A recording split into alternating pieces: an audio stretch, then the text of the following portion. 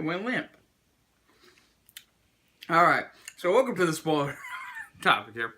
I'm going to go cut to the chase some of the things that were questioning my mind about the movie.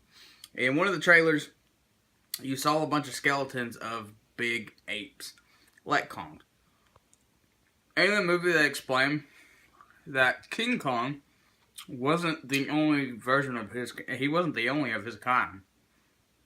But all the other ones were pretty much wiped out by these... What did that guy call them? Skull walkers? Something like that. But they apparently killed Kong's entire species, including his mother and father. Which really sucks. But explains why he hates these creatures really badly. Also, another thing is, I think the company that made this movie is also the one that made the Godzilla movie a few years back. And there's big talk that they're going to be doing a King Kong versus Godzilla movie again with the new characters. Now, a lot of people are a little confused because I believe the Godzilla that we got a few years back is about 300. He's about the size of a skyscraper, pretty much. And the new King Kong is only about the size of a normal building, which is about 100 feet, I think.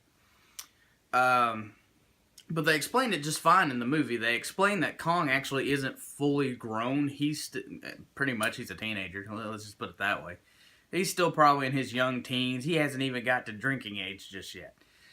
But they explain that he's still growing, and if he dies, he's the only one left of his kind. So that island would be unprotected.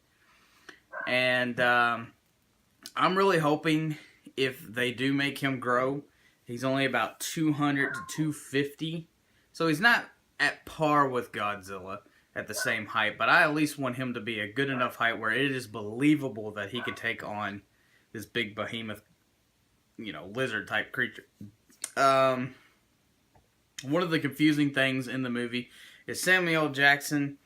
When they first get there, they start using what's like sonar bombs. They're trying to get a layout of the underneath of the island, and it wakes Khan, and he starts attacking the helicopters. Well, he kills about, I think, 7 men of Samuel L. Jackson's crew, and he wants to kill Khan. He wants that. But he also wants to save one of his friends. And you figure once he found out, that's again spoiler, the friend that he was after is dead. One of the skull walkers kind of killing. You just see that Samuel L. Jackson's character is going crazy, and it doesn't really explain why. And the only two solutions we came up with while still standing in the theater is either one, because this was set during, 1973, during Vietnam War, or actually the end of the Vietnam War. You see he's getting ready to leave the military, and he's not too happy about it. So it could either be postpartum... PTSD. Yeah, PTSD. Or there is a deadly fumes that one of his guys is carrying, and it explodes during a huge action scene with one of those skull walkers. And maybe he inhaled some of that stuff, and then went a little nuts. Or lack of sleep. Yeah, it could be the lack of sleep, too. Or he could have been having a weird version of a heat stroke. You never know. But it didn't really explain why. You just see him go nuts. So he's on this war path to kill Kong.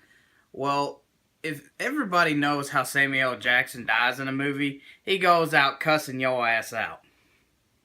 Sadly, he does not do that in this movie. He just gets squashed.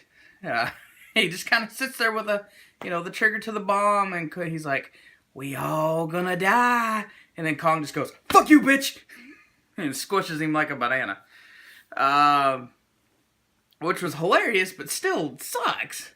And this movie pulled a dick move, because one of the guys was going to sacrifice himself to save the rest of the group on the biggest skull walker that's there on the island. and he's holding 2 grenades, and he's like, yeah, come on, take me. And the fucker slings him across the island against a rock. Like, you just wasted yourself.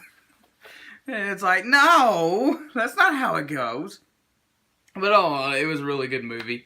The last fight scene, I think they kind of made a hint, like, if you watch Godzilla, you see Godzilla use his